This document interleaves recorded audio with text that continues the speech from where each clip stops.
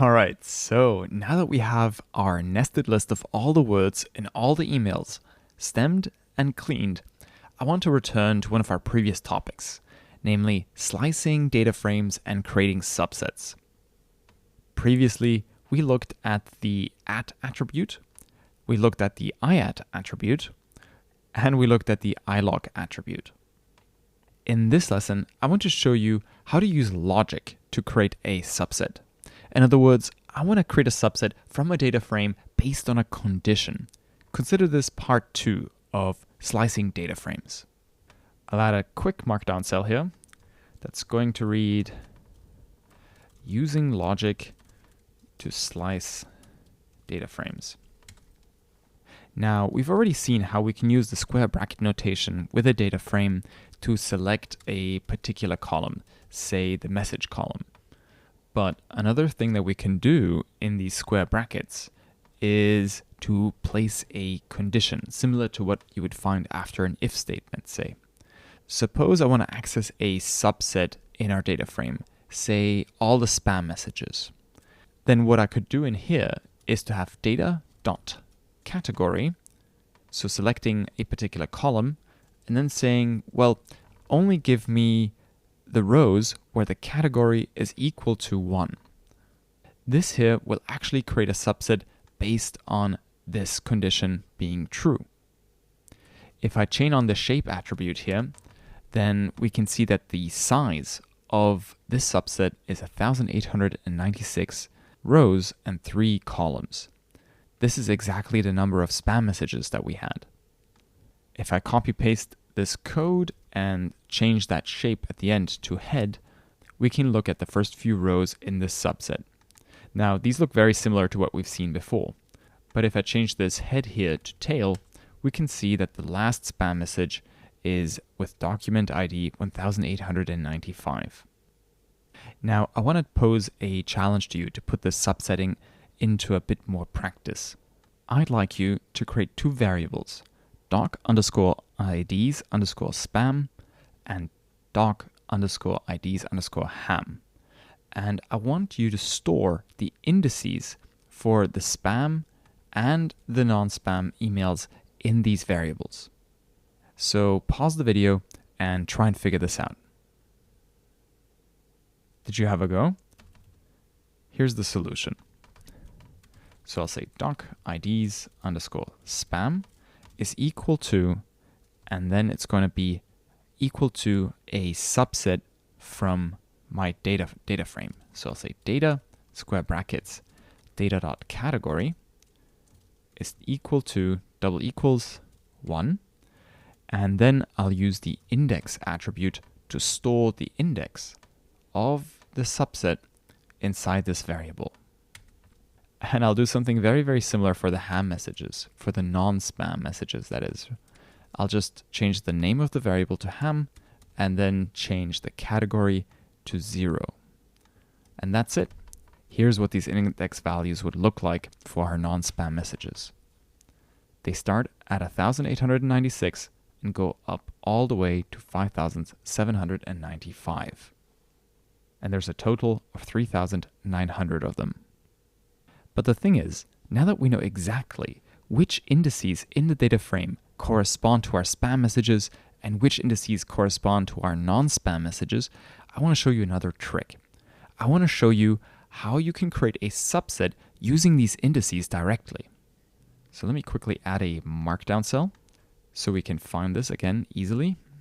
I'll say subsetting a series with an index.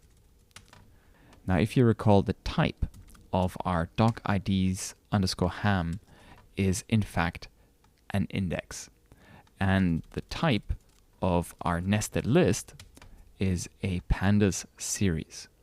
When you're working with a series or a data frame, you can use the LOC attribute, right? LOC with the square brackets. And then here you can feed in an index directly. So if, say, we wanted to access a subset of the nested list that just contained the non-spam messages, we could feed in the non-spam indices between these square brackets of the LOC attribute, the location attribute. I'm actually going to store all of this in a variable.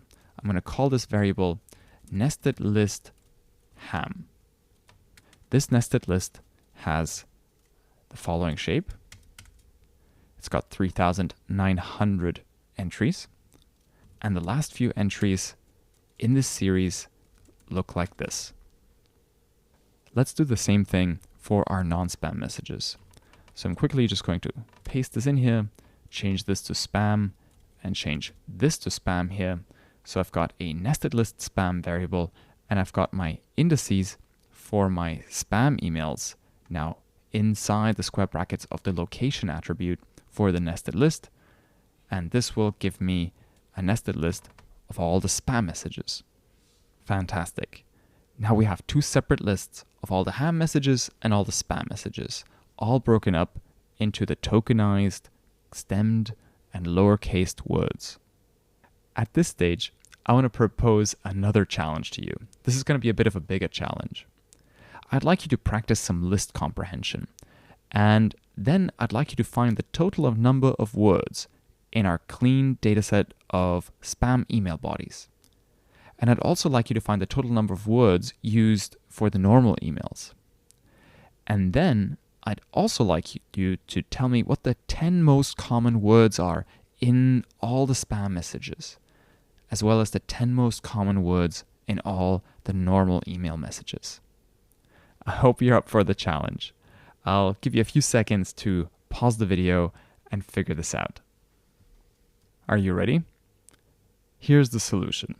Let's tackle the non-spam emails first. So I'll create a flat list from our nested list as follows. So I'll say flat list ham is equal to square brackets. And this is where I'm going to use list comprehension again. This is a little bit of review from what we've done before. So I'll say item for sublist in nested list ham for item in sublist. This is the list comprehension done. Here we are flattening our nested list of all the words in the non-spam messages and putting them into a single place. Now what I'll do is I'll find out the total number of words. So I'll say maybe normal words is equal to pd.series parentheses. So I'll create a pandas series from our flattened list of ham emails, and I can then easily find the total number of words used here with the shape attribute, and it's just at index 0. So this is the total number of words. We've got approximately 441,000 words inside our bag of words for our non-spam messages. But there's one problem here, right? We've got 441,000 words in our bag of words of normal emails. But there's going to be some repetition here. What if we wanted to find the unique number of words? If you wanted to find the number of unique words, then we'd have to use the value counts method. So check this out. If I add value underscore counts to my code here, then I'll be creating a series using the flattened list of ham messages, but instead of storing this in my variable directly, I'm going to use the value underscore counts method. This will then tell me the total number of unique words in the non-spam messages. In this case, we have approximately 21,000 words. So while we've got a total of approximately 441,000 words, we've only got about 21,000 unique words in our dataset of non-spam messages. To find the most common words, all we have to do now is take our normal words and look at the first 10 values. So square brackets, semicolon, 10. Here we go. These are the 10 most common words in the non-spam messages, and this is the number of times that the word HTTP occurs. This is the number of times the word use occurred in our non-spam messages. So I hope you saw how we used a couple of the techniques that we've covered already to answer this question of what the top 10 most common words were. We were able to do this with very, very few lines of code, thanks to the power of pandas. Oftentimes with these things, it's just a matter of remembering what the right method is or Googling for it. But this is just the ham messages. This is just the non-spam messages. What about the spam messages? Let me copy the code here, scroll down, and then we'll do the spam messages all the same. So we'll change our variable name here. We'll change the name of the nested list we're using, and we'll create the series from the flat list of spam messages. We'll call this spammy words instead of normal underscore words. And then we'll print out the shape, the total number of unique spammy words as well. So this is the total number of unique words in the spam messages. Let's see what we get.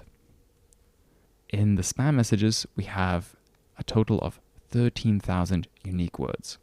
And the top most common ones are spammy words, square brackets, semicolon, 10. This is the top 10 spammy words. At number 1, we've got HTTP. At number 2, we've got the word email, then the word free, then the word click. Now, one thing that you might be wondering about is, of course, well, wait a minute. So these words, these were all the stemmed words, right? These things here aren't real words. So we can't entirely be sure if this word here is the stemmed word form for please or pleasure. Just by looking at it, we might not know what our Porter stemmer has done behind the scenes. So that's something to think about for the future lessons. In the next lesson, we're going to be doing some more data exploration in the form of some advanced visualization techniques. I want to show you how to create something called a word cloud, because it's all very nice and good printing out the spammy words or the normal words as this list where you see the frequency and the word. What's a lot nicer usually is to present this graphically, to present this visually, because oftentimes visuals are just so much more convincing in any meeting or any presentation. I can't wait to see you again in the next lesson. Take care.